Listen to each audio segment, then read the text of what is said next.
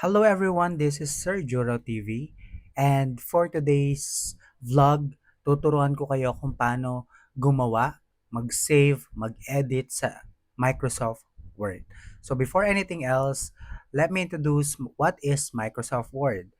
Microsoft Word is a word processing application used to create, edit, format, and print documents such as letters, reports, assignments, and resumes. So before anything else, I'd like to open a document. So magbubukas po ako ng document. No? At ito ang tinatawag nating MS Word or what we call the Microsoft Word. So, tuturuan ko kayo and i-discuss ko muna what are the basic parts of Microsoft Word. So first, we have the title bar. For the title bar, it displays the name of the document. So dito natin siya makikita yung tinatawag nating title bar. So later on, kapag mag-save na tayo ng documents, makikita nyo na dito kung ano ba yung documents na o-open natin or i-edit natin. Okay? So next, we have the quick access toolbar. When we say quick access toolbar, it contains frequently used commands like, save, and undo and redo. So, pwede natin siyang dito i-save, okay, i-undo, or save as, okay, or pwede nating i-send yung documents. But then again, since I am using MacBook, no, pwede natin siyang lagay dito, no, i-open natin, okay, using our cursor for the file, and then pwede natin siyang i-save, save as, no, or i-share natin through sending the documents. Okay? And next we have the ribbon. When we say ribbon, it contains tabs and tools for formatting and editing. And ito yung tinatawag nating ribbon, no? As you can see on the cursor, ito po ang tinatawag nating ribbon. We have the home, at dito natin makikita yung font style, no? Kung anong style ng font yung gagamitin nyo, right? For example, for using or for creating a formal letter, pwede tayong gumamit ng book old style or Calibri, no?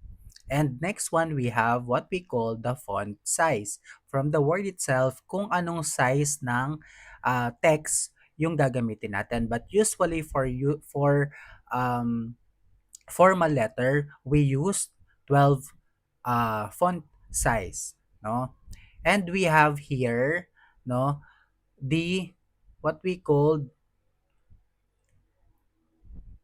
the text, no? Ito yung text na kung saan mas mapapadali yung font size niya, no? Kumbaga shortcut lang siya.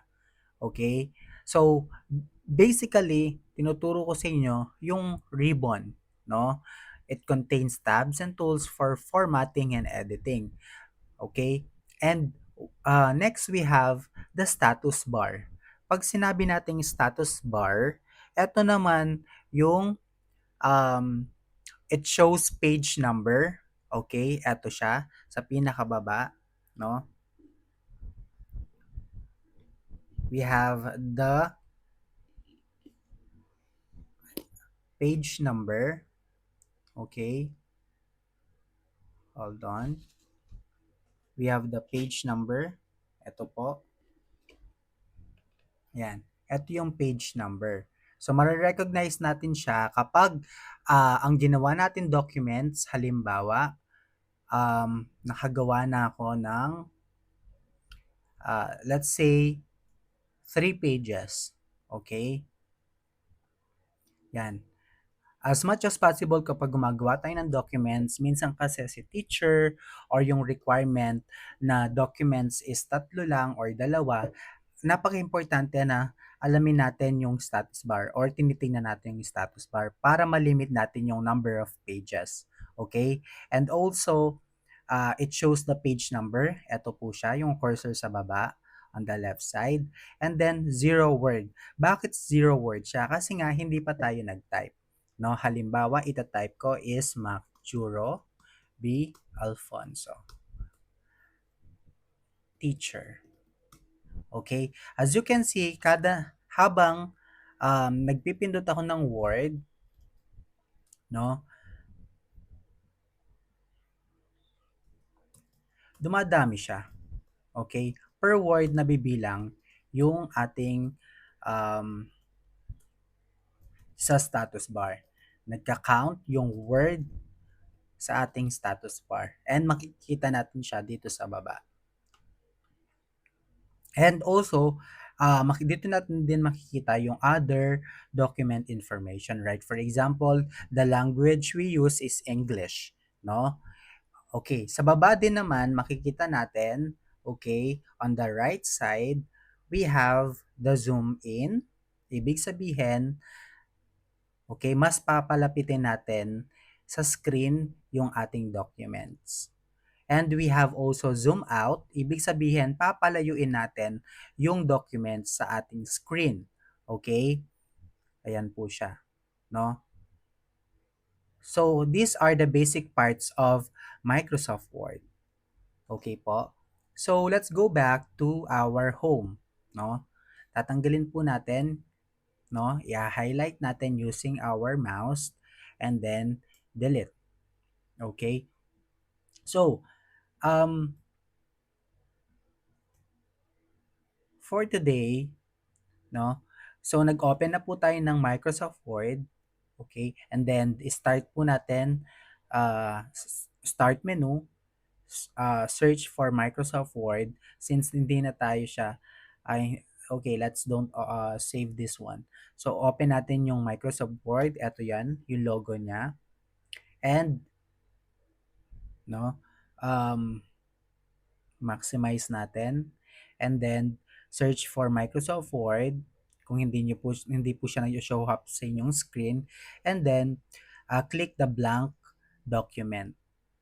Okay, ito po siya. Yung click the blank documents. Paano naman po natin hahanapin kapag yung document ay nakasave na? So from the recent, dito po natin makikita yung mga documents na ginawa natin. Right? For example, ito po.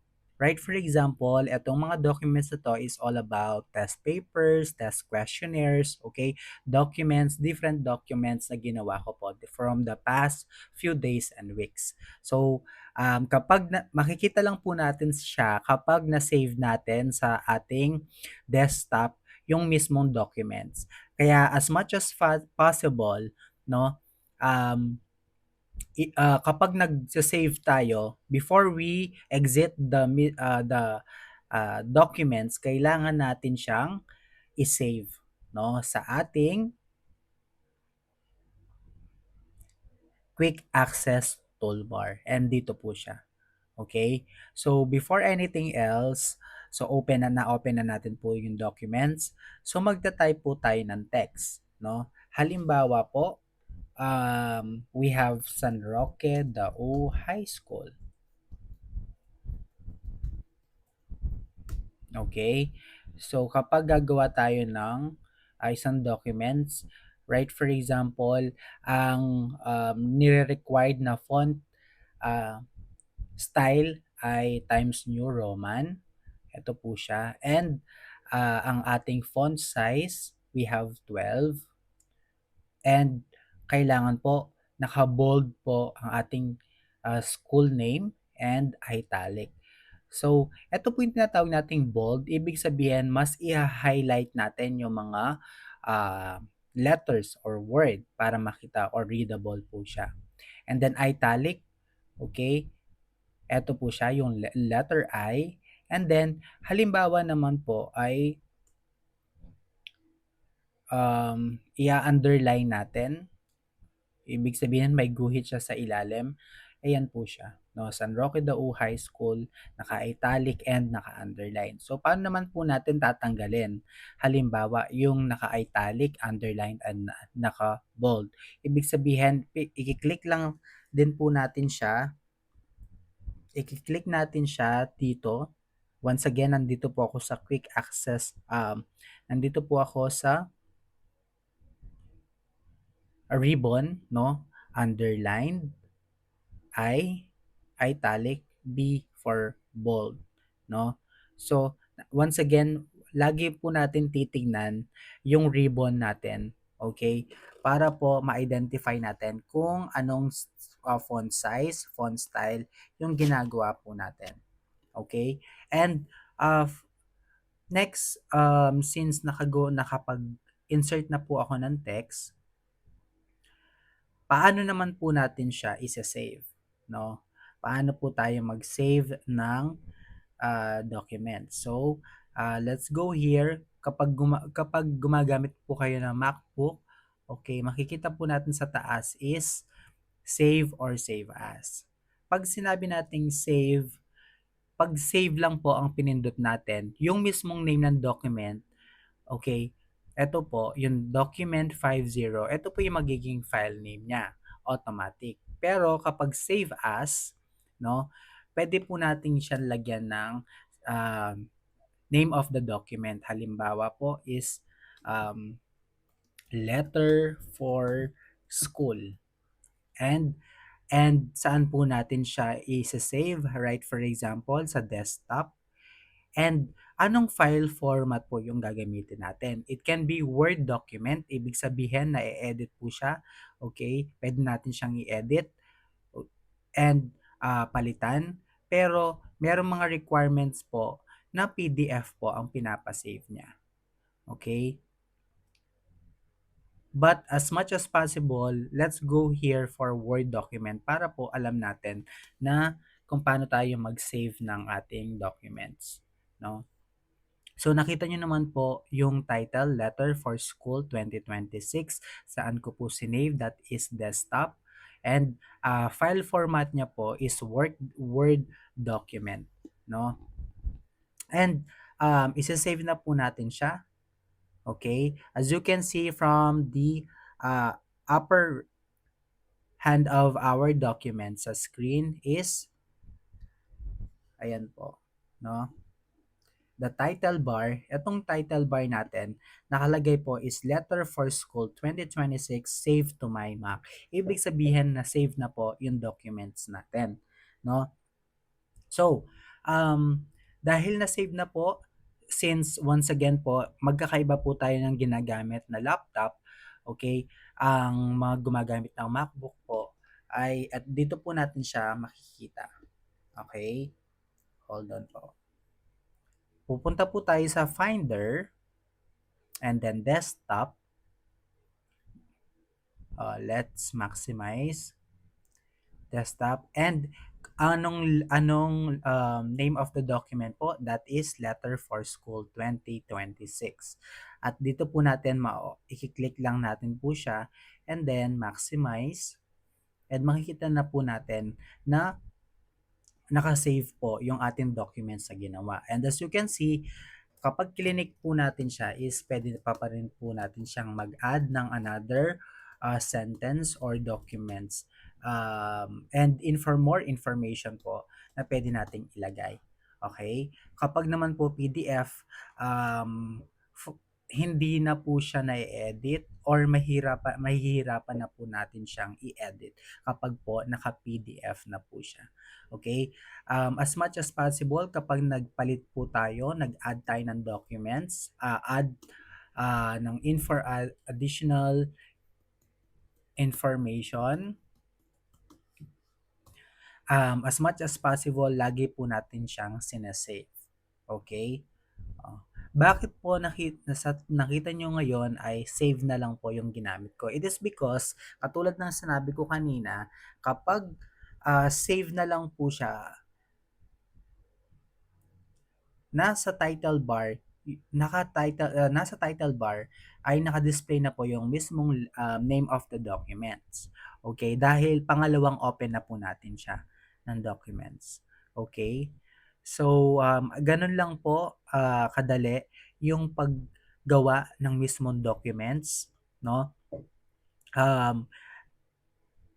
Please, I do hope na natuto po kayo, okay, kung paano mag-open, mag-save ng documents, and then follow my YouTube channel po para mas updated po kayo sa lahat ng mga information with regards on using Microsoft Word, PowerPoint presentation, and Canva and Excel.